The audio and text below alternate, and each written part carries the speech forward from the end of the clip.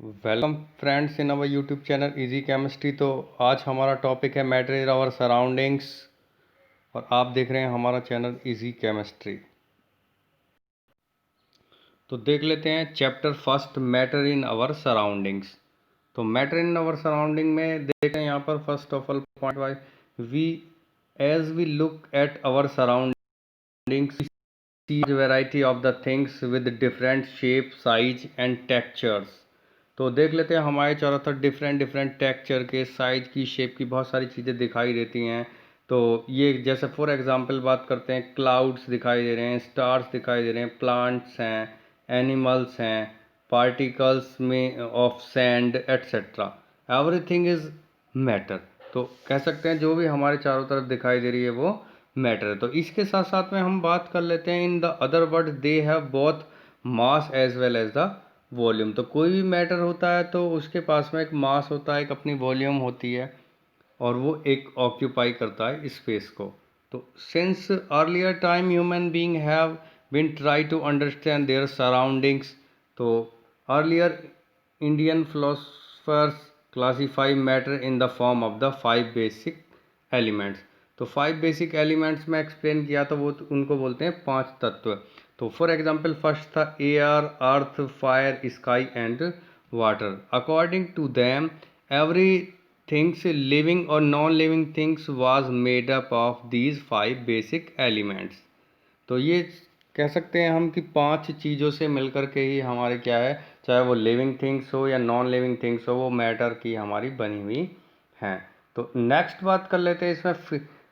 In this chapter we shall learn about the matter based on its physical as well as the chemical aspects of the matter.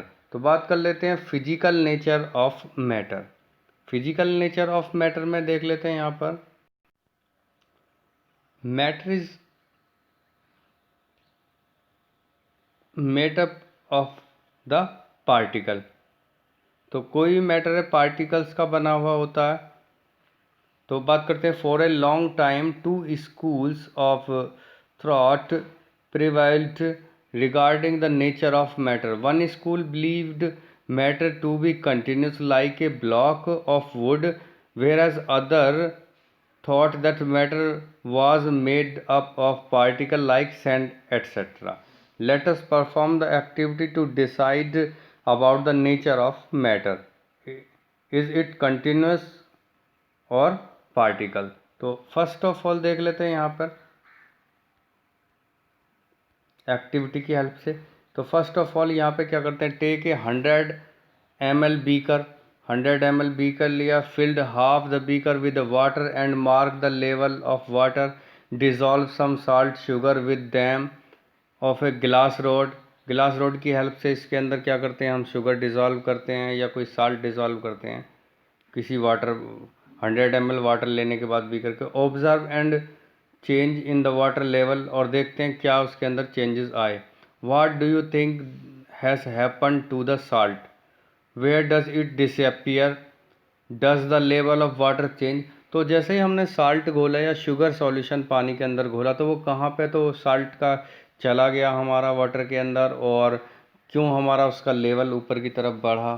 तो ये सारी चीज़ें ये इस चीज़ को बताती हैं। तो every particle is made up of so many tiny particles as well as इसके साथ बात कर सकते हैं every matter have occupy some space and have mass. तो देख लेते हैं यहाँ पर क्या हुआ था। यहाँ पर हमने फर्स्ट ऑफ ऑल क्या लिया था, you can see here water है 100 ml, और इसमें पार्टिकल में हमने कोई भी साल्ट डिज़ोल्व किया। डिज़ोल्व करने के बाद जो उसके अंदर वाटर के अंदर स्पेस था वो साल्ट ने फुलफिल कर लिया। तो when we dissolve salt in water the particle of salt get into the space between the particle of water. Next बात कर लेते हैं how small are these particle of matter. तो कितने स्मॉल होते हैं, इसकी एक्टिविटी को देख लेते हैं। पार्टिकल कितने स्मॉल हैं, क्या है क्या नहीं है। तो यू कैन सी हियर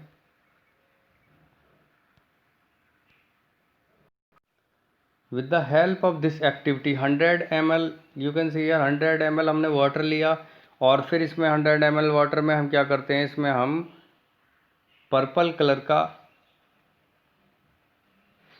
कोई पार्टिकल, फॉर एग्जांपल बात करते हैं जो हम वेल वगैरह में डालते हैं बैक्टीरिया फंगस को दूर करने के लिए, तो पोटेशियम परमैंगनेट पर्पल कलर का होता है, उसको डिज़ोल्व कर लेते हैं, लाइट पिंकिश कलर है, और फिर क्या करते हैं इसमें से प्योर वाटर 100 ml के अदर्स बीकर्स होते हैं 10 ml 1 by 1 करके रिपीट करते हैं। तो हम देखते हैं we easily find out that जो पहला वाला बीकर था इसका कलर तो डार्क है, बट लास्ट वाले बीकर का कलर थोड़ा फेडेड हो गया है, हल्का हो गया, लाइट हो गया। तो इससे ये पता चलता है इस एक्टिविटी से कि every particle is made up of the so many टिनी particle. तो कोई भी एलिमेंट या कोई भी साल्ट है तो उसके अंदर बहुत सारे सो मैनी टिनी पार्टिकल्स हैं। तो नेक्स्ट देख लेते हैं characteristics of the particle of matter. तो particles of matter have space between them. तो हमारे जो पार्टिकल ऑफ मैटर होते हैं इनके अंदर स्पेस भी होता है। तो बात कर लेते हैं in the activity 1.1 and 1.2 we saw that particle of sugar, salt, Dettol और potassium permanganate got eventually distributed in water. Similarly, when we take tea, coffee और lemonade, नींबू पानी, particle of one type of matter get into the space between the particle of the other. This show that there is enough space between particles of the matter. तो अभी देखा नींबू पानी बनाते time पर जब हम शुगर वगैरह डिज़ोल्व करते हैं तो पानी के अंदर चली जाती है और वो दिखाई भी नहीं दे पाती, तो डिज़ोल्व हो जाती है। तो इस एक्टिविटी से भी हमें ये पता चल जाता है। नेक्स्ट बात कर लेते हैं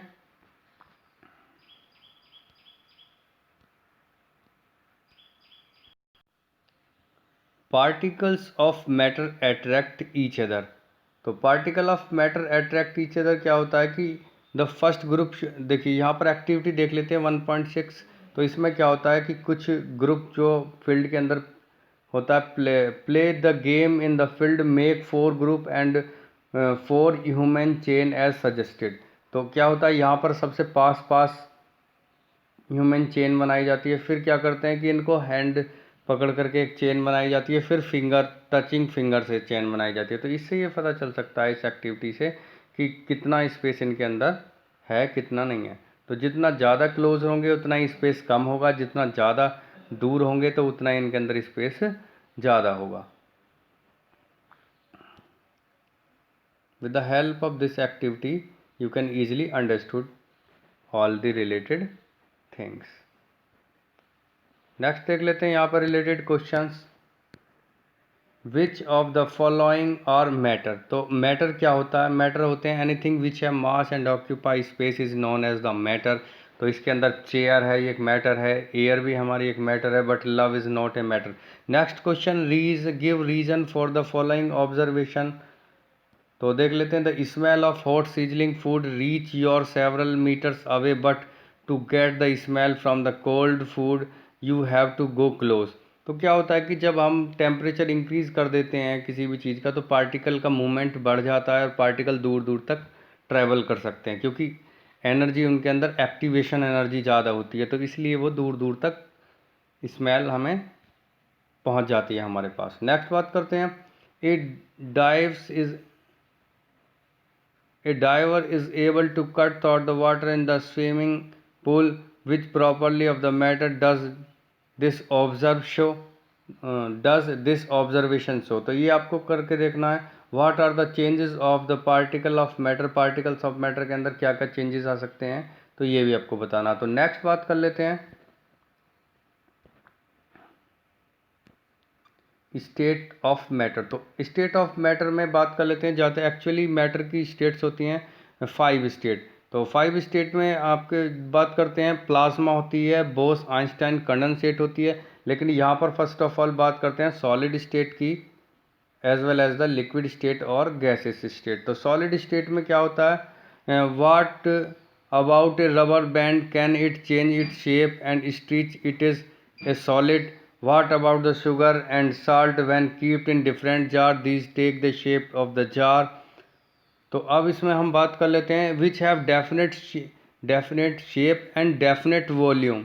तो वो होते हैं हमारे सॉलिड। तो सॉलिड के ये जो एग्जाम्पल था, सॉलिड भी दो तरह के होते हैं, क्रिस्टलाइन सॉलिड और एमॉर्फस सॉलिड। तो rubber is the example of the amorphous solid because दो सॉलिड विच चेंज देयर, जैसे बात करते हैं रबर, ये इस पे थोड़ा चेंज कर लेती है अपनी शेप को और फिर दोबारा से रीगेन कर लेती है स्टिचिंग और बेंडिंग से। तो इसको हम किसके अंदर ट्रीट करते हैं, अमॉर्फस सॉलिड के अंदर। तो बात कर लेते हैं सॉलिड में क्या होता है, definite shape and definite volumes होती हैं, तो ये टॉपिक आप पढ़ेंगे। नेक्स्ट बात कर लेते हैं लिक्विड स्टेट। लिक्विड स्टेट में क्या होता है कि ये डेफिनेट वॉल्यूम होती है लेकिन इनडेफिनेट शेप होती है, जो जिस भी कंटेनर में ली जाते हैं उसी कंटेनर के अकॉर्डिंग ये शेप ले लेते हैं। फॉर एग्जांपल वाटर को हम जो है किसी कंटेनर में 5 लीटर वाले में करेंगे तो 5 लीटर वाटर जो है उसमें फुलफिल भरने के बाद उसकी शेप, सपोज दैट हमारी कंटेनर हमारा स्फेरिकल है, और या कंटेनर हमारा, अगर हम सपोज दैट उसको वाटर को बोतल में करना चाहते हैं तो डिफरेंट डिफरेंट बोतल्स में भी वो हो जाएगा 5 लीटर वाटर। और फिर अगेन उसको दोबारा से उस कंटेनर में ले जाना चाहते हैं तो उसमें भी आ जाएगा। नेक्स्ट बात कर लेते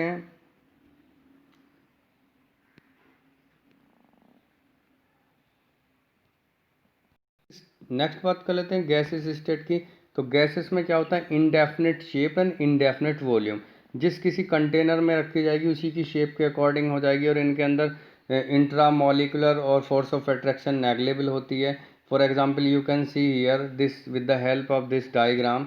तो सॉलिड है, सॉलिड में कम स्पेस है, यहाँ पर you can see here with the help of the observation come space है।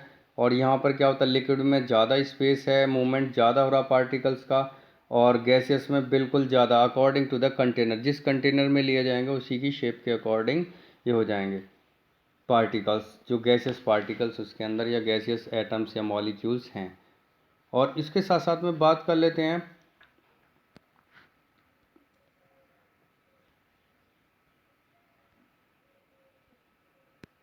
कुछ रिलेटेड क्वेश्चंस की। तो you can see here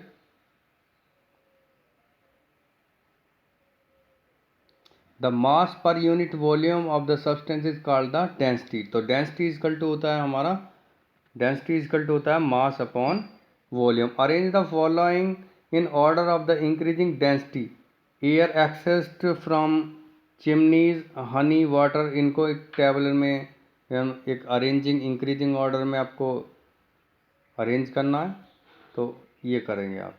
next बात करते हैं give reason. A gas fill completely the vessels in which it is keep, a gas exert pressure on the wall of the container। Container की walls पर जो है pressure exert करते, क्यों, क्योंकि गैस के पार्टिकल्स जो होते हैं उनके फोर्स ऑफ अट्रैक्शन नेग्लेबल होती है, तो वो क्या करते हैं, वो सीधा क्या होंगे, बाहर की तरफ भागेंगे। तो बाहर की तरफ क्या होगा, जो फॉर एग्जांपल जो कंटेनर है उसकी वॉल्स होती हैं बाहर की तरफ, और उन पर प्रेशर लगेगा, तो इसलिए क्या होता है, the gas exerted large pressure as compared to the solid or liquid। next, can matter change its states। क्या मैटर कोई स्टेट चेंज कर सकता है? तो बहुत सारे मैटर्स हमारे ऐसे होते हैं जो स्टेट चेंज कर सकते हैं। तो आइए देखते हैं इससे रिलेटेड कुछ एक्टिविटी से रिलेटेड कि मैटर किस तरह से अपना चेंज करते हैं, क्या है क्या नहीं है। तो इसके साथ साथ में बताएंगे हम। अभी देख लेते हैं, यहाँ पर बहुत इंपॉर्टेंट पॉइंट है, melting point of a solid is an indicate of the strength of these force of the attraction between the particle. तो इसके साथ साथ में देख लेते हैं when a solid melt it temperature remaining the same, so where does the heat energy goes. तो heat energy goes कहाँ चली जाती है। तो इससे रिलेटेड एक एक्टिविटी देख लेते हैं यहाँ पर। इस एक्टिविटी की हेल्प से हम बताएंगे आपको। फॉर एग्जाम्पल, तो हमारा क्या कोई मैटर स्टेट चेंज कर सकता है, इसका एग्जाम्पल देख लेते हैं। तो you can see here from here is a solid, liquid state and gaseous state. We take the example liquid state के लिए वाटर ले लेते हैं, वाटर, और इसके लिए हो जाएगा वाटर वेपर, और इसके लिए हो जाएगा आइस। तो देख लेते हैं, जब हम किसी चीज़ का टेम्परेचर बहुत ठंडा कर दें, वाटर का टेम्परेचर कूल करें, तो ये आइस में कन्वर्ट हो जाएगा। और अगर इसका टेम्परेचर लिक्विड का वाटर का बढ़ा दें तो ये हमारा वाटर वेपर में कन्वर्ट हो जाएगा। दैट पॉइंट, जिस पर्टिकुलर पॉइंट पर कोई वाटर हमारा आइस में हो जाता है तो उसे बोलते हैं फ्रीजिंग पॉइंट। और वाटर अगर हमारा वाटर वेपर में कन्वर्ट होता है तो जिस पॉइंट पर वो कम्प्लीटली वाटर वेपर में कन्वर्ट हो जाता है that point is known as the boiling point. और इससे बॉइलिंग पॉइंट से बिलो इट बॉइलिंग पॉइंट से जो हमारा लिक्विड हमारा गैसेस स्टेट में कन्वर्ट होता है that is known as the evaporation. उसे क्या बोलते हैं हम? इवेपोरेशन। इसी तरह से बात करते हैं, अगर हम लिक्विड स्टेट को डायरेक्ट हम क्या करते हैं गैसेस स्टेट में ले जाते हैं, और गैसेस स्टेट में ले जाने पर वो क्या होता है, वो बॉइलिंग पॉइंट हुआ। लेकिन जैसे ही हमारा गैस हमारी लिक्विड में आती है that is known as the condensation process. Condensation process मतलब क्या होता है, गैसियस स्टेट या गैसियस मॉलिक्यूल्स हमारे कंडेंस होकर लिक्विड में आ रहे हैं और लिक्विड से वो जा रहे हैं हमारे सॉलिड में, that is known as the freezing point. और एक स्टेट होती है हमारी direct solid convert into the gaseous state, और गैस हमारी किस में कन्वर्ट हो जाती है, हमारी गैसियस स्टेट सॉलिड। तो ये इसके एग्जाम्पल है हमारे पास में। जैसे बात करते हैं कैम्फर है, नेफ्थलीन बोल है, एंथ्रासिन है, और भी बहुत सारे एग्जाम्पल है जो हमारे डायरेक्ट हमारे सॉलिड से गैसियस स्टेट में कन्वर्ट हो जाते हैं। Latent heat of vaporisation, latent heat of condensation, इससे रिलेटेड बातें भी हैं। तो यहाँ पर देख लेते हैं केल्विन। तो किसी भी टेम्परेचर को मेज़र करने के लिए 3 या 5 तरह के स्केल्स होते हैं। सेल्सियस है, केल्विन है, फ़ारेनहाइट है, रियोस है और पारसेक है। तो नेक्स्ट बात कर लेते हैं यहाँ पर, this is the sublimation process. तो यहाँ पर सब्लिमेशन प्रोसेस में क्या होता है कि अगर हमारे पास में कोई मिक्सचर है एक्टिविटी में, देख लेते हैं एक्टिविटी 1.3। तो इसमें आपको हम बताना चाहेंगे यहाँ, टेक सम कैम्फर और ammonium chloride crush and put into a china dish, put an inverted funnel over the china dish, put the cotton plug on the steam of the funnel। तो यहाँ पर देख सकते हैं एक्टिविटी में क्या है कि सब्लिमेशन प्रोसेस को आइडेंटिफाई करने के लिए हम चाइना डिश के अंदर क्या लेते हैं, अमोनियम क्लोराइड ले लेते हैं, और इसको जैसे ही हम यहाँ पे बर्नर की हेल्प से इसे गर्म करना स्टार्ट करते हैं तो अमोनियम क्लोराइड हमारा जो होता है डायरेक्ट सॉलिड स्टेट से डायरेक्ट हमारा किसी स्टेट में कन्वर्ट होगा, वेपर में कन्वर्ट होगा। तो जब ये हमारा डायरेक्ट वेपर में कन्वर्ट होगा, वेपर में किसी सॉलिड से डायरेक्ट वेपर में कन्वर्ट होगा, तो यहाँ पे कॉटन प्लग लगा करके हम इसको यहाँ पर कलेक्ट कर लेंगे। तो इससे हमें ये पता चलता है कि अमोनियम क्लोराइड डायरेक्ट हमारा किस में कन्वर्ट होता है, गैसियस स्टेट में। तो ये it is example of the sublimation process. तो नेक्स्ट बात कर लेते हैं, यहाँ पर देख लेते हैं सब्लिमेशन, कंडेंसेशन, ये क्या क्या है। Inter conversion of 3 state of the matter. तो यहाँ पर सॉलिड है, गैस में कन्वर्ट हुआ लिक्विड में, तो that is known as the solidification. अगर लिक्विड हमारा सॉलिड में कन्वर्ट होता है that is known as the solidification. और इसी तरह से लिक्विड गैस हमारी अगर लिक्विड में होती है that is known as the condensation. और इसका जस्ट अपोजिट लिक्विड हमारा गैस में कन्वर्ट होता है धीरे धीरे below its boiling point, that is known as the vaporisation. और this process is known as the below its boiling point evaporation. इसी तरह से बात करते हैं, सॉलिड गैस में जाएगा सब्लिमेशन, और गैस सॉलिड में डायरेक्ट कन्वर्ट होगा तो सब्लिमेशन। इसका एग्जाम्पल हमने कैम्फर बताया लिक्विड से, आइस भी इसका एग्जाम्पल है सॉलिडिफिकेशन में, फ्यूज़न में भी हमारा मान सकते हैं कि आइस हमारा गर्म करने पर लिक्विड में कन्वर्ट हो जाएगा, इसके लिए भी वाटर इसका एग्जाम्पल हो सकता है। तो नेक्स्ट बात कर लेते हैं, से रिलेटेड कुछ क्वेश्चंस हैं यहाँ पे, इन टेक्स्ट क्वेश्चन देख लेंगे आप।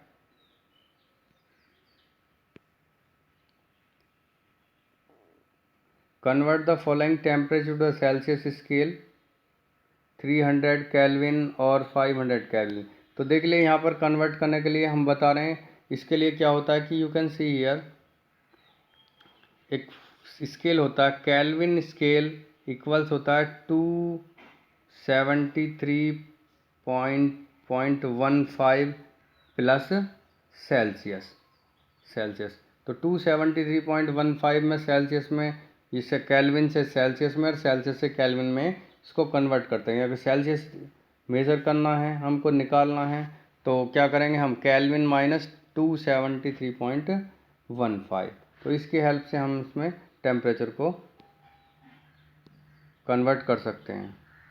फैक्टर अफेक्टिंग द इवेपोरेशन, तो फैक्टर अफेक्टिंग द इवेपोरेशन बहुत इंपॉर्टेंट। इवेपोरेशन जानते हैं, जब कोई फॉर एग्जांपल कोई लिक्विड हमारा डायरेक्ट गैस में कन्वर्ट होता है बिलो इट्स बॉइलिंग पॉइंट, जैसे वाटर है, तो आप देखते हैं वाटर का 100 बॉइलिंग पॉइंट होता है 100 सेल्सियस, लेकिन 100 सेल्सियस से पहले ये हमारा वाटर अगर कन्वर्ट होकर के गैसेस स्टेट में वाटर वेपर में कन्वर्ट होना स्टार्ट हो जाता है, that is known as the evaporation. तो इवेपोरेशन को इफेक्ट करने वाले फैक्टर क्या हैं?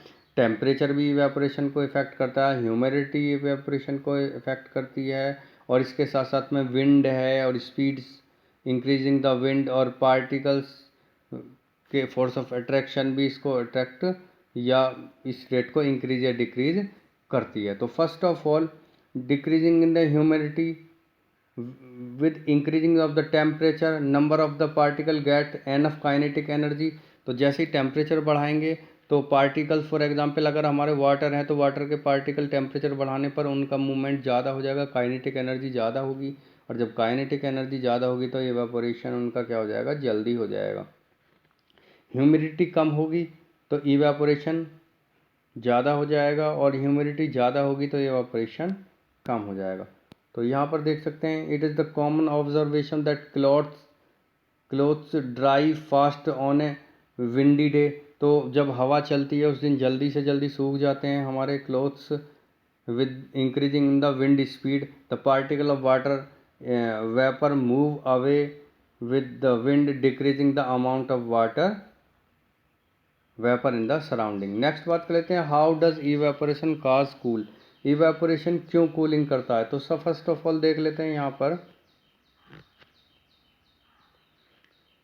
in an open vessel the liquid keep on the evaporating, the particle of liquid absorb energy from the surrounding to regain the energy lost during the evaporation। evaporation में क्या होता है कि जो बाहर देखते हैं, इवेपोरेशन प्रोसेस में क्या होता है कि लिक्विड हमारा गैसेस स्टेट में कन्वर्ट होता है, तो सराउंडिंग से जो हीट को गेन, जो हीट की लॉस हुआ है उसको दोबारा से गेन करके क्या करते हैं, the absorption of energy from the surrounding make the surrounding cool. तो एब्जॉर्बिशन करने की वजह से सराउंडिंग कैसी दिखाई देती है एवेपोरेशन में, कूल। तो यही रीज़न है कि गर्मियों के टाइम पे हमारे पसीनों के क्लॉथ्स, भीगे हुए क्लॉथ जो होते हैं, तो वो हमें कूलिंग महसूस कराते हैं। तो क्योंकि वो उड़ जाते हैं एटमॉस्फेयर में, इवेपोरेशन प्रोसेस से उसका वाटर उड़ जाता है, तो वो कूलिंग महसूस होती है हमें। नेक्स्ट देख लेते हैं, देखते हैं, after a hot sunny day people sprinkle water on the roof or open ground because the large latent heat of vaporization of water help to cool the hot surface। तो ये भी बहुत इंपॉर्टेंट पॉइंट है, इसे note कर लेंगे आप, very important points. Next, why should we wear cotton cloth in the summer. तो समर में हम कॉटन क्लॉथ क्यों पहनते हैं, तो इसके बारे में देख लेते हैं। गर्मियों में during the summer we perspire more because of the mechanism of our body which keep us cool। We know that during the evaporation the particle or the surface of the liquid gain energy from the surrounding or body surface and change into the vapor।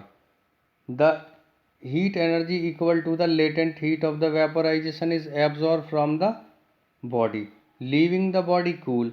Cotton being a good absorber of water help is absorbing the sweat and expose it to the atmosphere for easy evaporation। तो cotton में क्या होता है, you know very well, अभी बताया हमने। तो cotton clothes हमारे पसीने को एब्जॉर्ब करेंगे, और एब्जॉर्ब करेंगे तो इवेपोरेशन प्रोसेस होगा, लेटेंट हीट ऑफ वेपोराइजेशन और कंडेंसेशन प्रोसेस यहाँ पर हो, तो इसकी वजह से क्या होगा, हमें वो cooling, we drops on the out surface of the glass container ice water. तो ये भी बहुत इंपॉर्टेंट टॉपिक है। तो ठंडे गिलास के पानी में हमें बाहर दिखाई देती हैं, तो वो क्या होता है, लेटेंट हीट ऑफ कंडेंसेशन।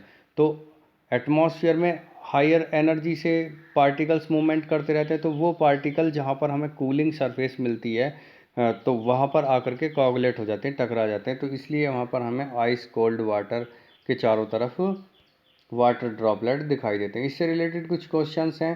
तो बोस आइंस्टाइन कंडेंसेट और प्लाज्मा यहाँ पर बताया गया, तो ये रिलेटेड टॉपिक है, इसे आप करेंगे। और यहाँ पर ये बहुत सारी इंपॉर्टेंट चीज़ें हैं, इससे रिलेटेड क्वेश्चन आंसर आप करेंगे। तो इसके साथ साथ में ही यहाँ पर convert the following temperature, you can see convert the following temperature to the Celsius scale to the Kelvin scale और Kelvin to the Celsius आप कन्वर्ट कर सकते हैं। बहुत इंपॉर्टेंट टॉपिक है ये। तो इसके साथ साथ में हम वीडियो को यहीं कंप्लीट करते हैं। तो इसके साथ साथ में थैंक्स फॉर वॉचिंग अस।